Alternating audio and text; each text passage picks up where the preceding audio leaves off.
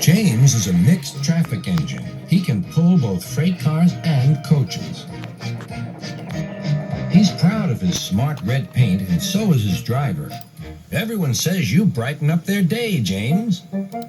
One morning, James whistled loudly at the other engines. Look at me. I am the smartest, most useful engine on the line. Rubbish, replied Thomas. We're all useful. Sir Topham Hatt says so, and he's head of the whole railway. You know what, James? Added Percy. What? Replied James. You're getting all puffed up. James huffed away. Later, he was still boasting. I'm the pride of the line. I saw you pulling freight cars, snorted Gordon. You're only a goods engine. I pull coaches, too. Not as much as I do. But Sir Topham Hatt has plans for me. James was only making this up, but Gordon believed him. What plans? Wait and see. Oh, dear, he thought. Now what'll I do? Whew. Thomas was shunting shining new coaches. Good morning, James. Are those coaches for me? Asked James hopefully. No, these are for Gordon's Express. I'll fetch your freight cars next.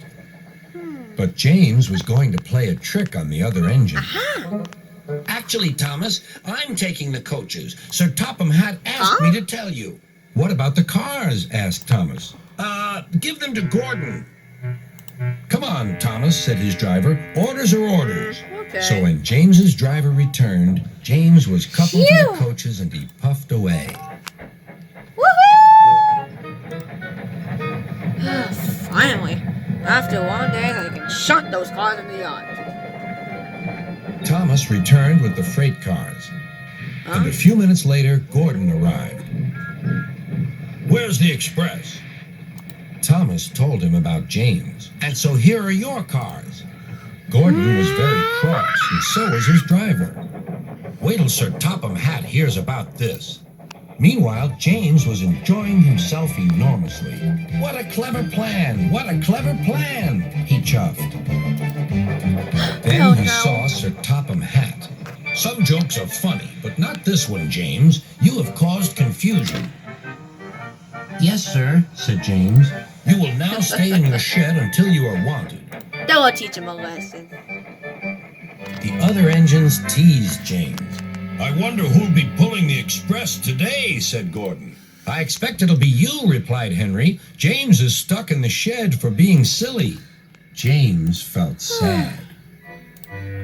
Next morning, he went back to work. Hello, whistled Thomas. Good to see you out and about again. I'm sorry I tricked you, said James. Are these my cars? Yes, replied Thomas kindly. They are pleased to have you back. James set off to the harbor with his train of freight cars. He bustled about all day, pushing and pulling them into place.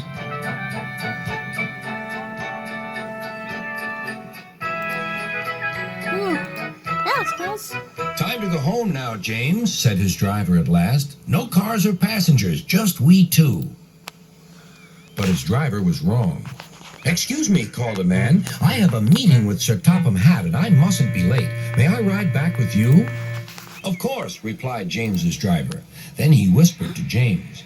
This gentleman is a railway inspector. James was most impressed. He steamed along the line as smoothly and quickly as he could.